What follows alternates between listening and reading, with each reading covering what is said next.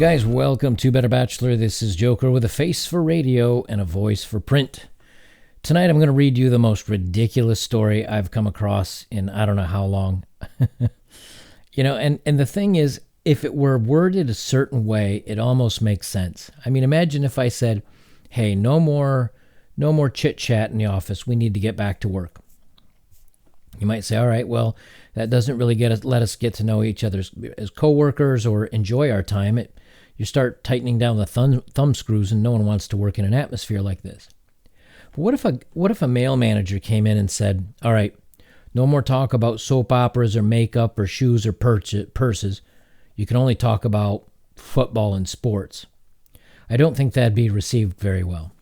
Well, here we've got a story that's just the opposite, surprisingly, targeting men. I know it's a shock. Or at least what they think is targeting men.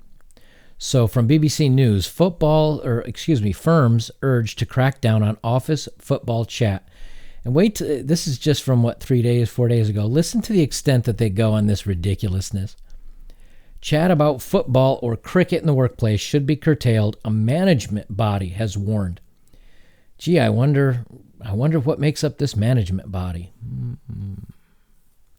Chartered Management Institute head Anne Frank said sports banter can exclude women and lead to laddish behavior such as chat about bedroom conquests.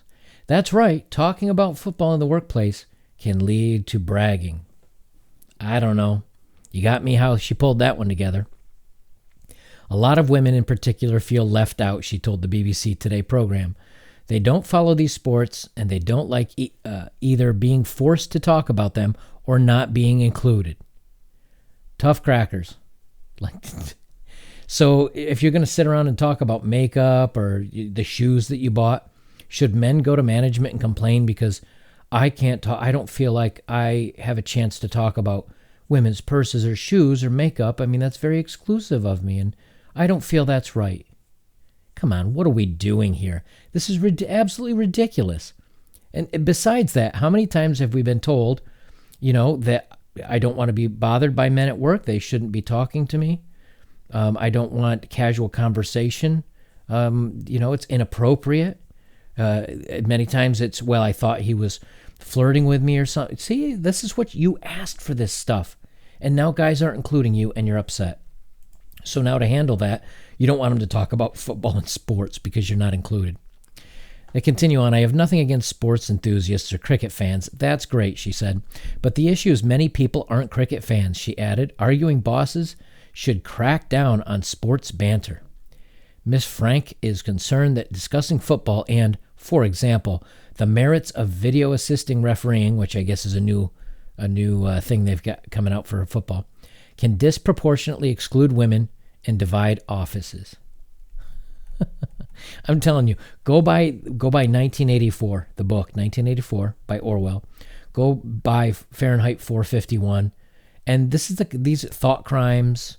Don't say certain words. I'm telling you, it's literally getting ridiculous. Like this is just too much. It's a gateway to more laddish behavior, they continue. If it goes unchecked, it's a signal of more laddish culture. Oh, heaven forbids, we can't have a manly atmosphere. It's very easy for it to escalate from VAR talk and chat to slapping each other in the back and talking about their conquests on the weekend. See, this is projection by her. This is, I guess, what she assumes men talk about when we're talking about sports.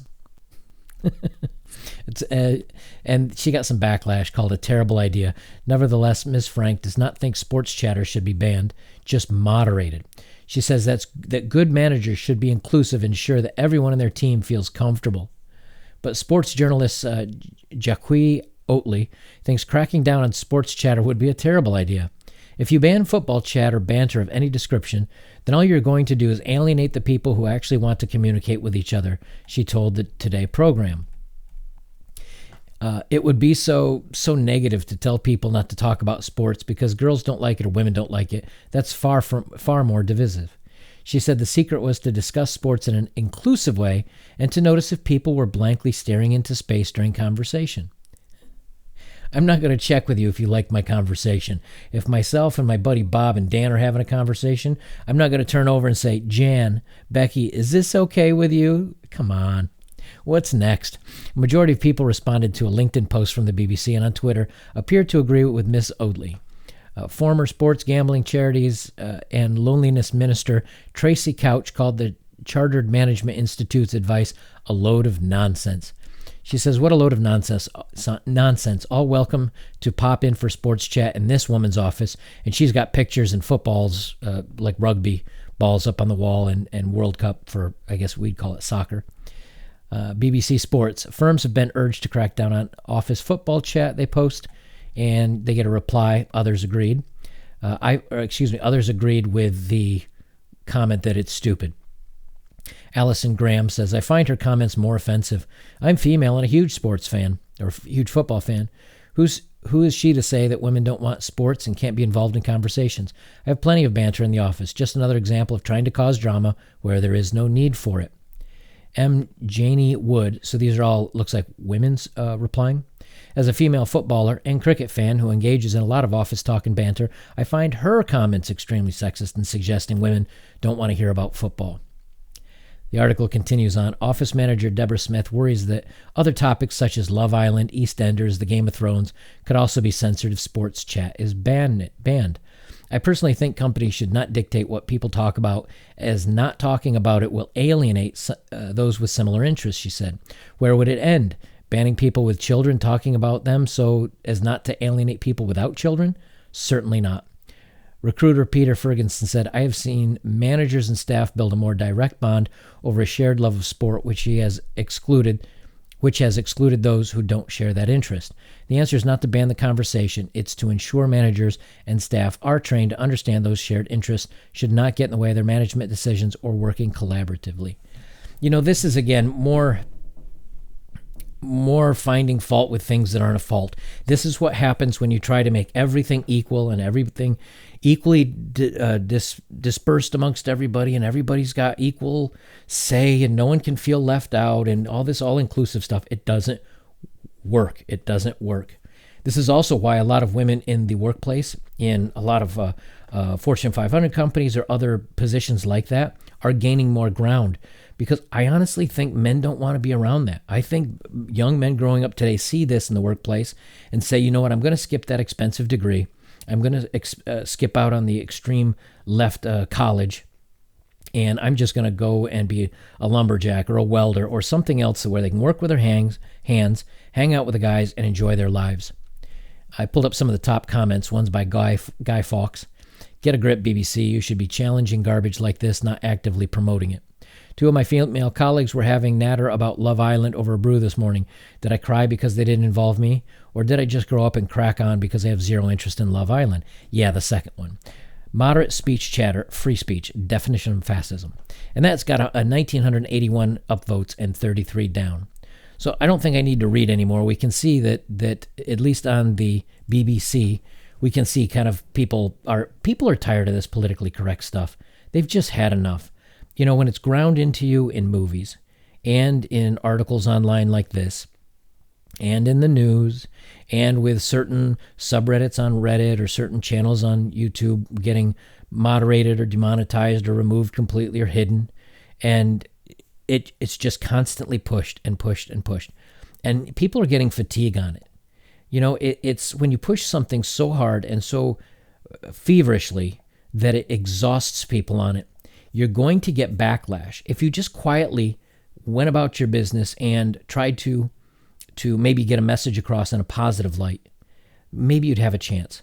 But I mean, a lot of us guys wouldn't listen to it. But by constantly stuffing it down and calling anyone that disagrees with it names or outcasts or whatever else that you do, you're just going to alienate those people even more. The old expression is you can take a horse to water, or you can bring a horse to water, but you can't make him drink. At this stage, I pretty much think they've brought the horse to the water and they've drowned it, and it's over. And I think this year, things are going to get a lot worse this year, honestly.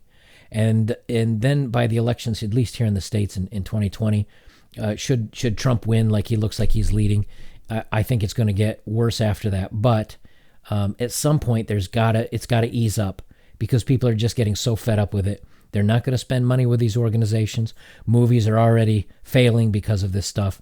At some point, there's got to be a backlash, and enough has to be enough. Guys, if you like my comment, please like, comment, and subscribe. There's still about 65% of you that are not subscribers but enjoy my content. Click the subscribe button. It's free. It's easy. Relatively not complex. Just go down there and click the little button. And that way you'll get updates when my new videos come out. I'll try to get out at least 1 or 2 a day. The other way you can support me is through my Patreon, Subscribestar, and of course directly through PayPal and Bitcoin. To those of you that have given, thank you very much. I'll leave it there, gentlemen. This is Better Bachelor. I am Joker. And remember, the wise warrior avoids the battle.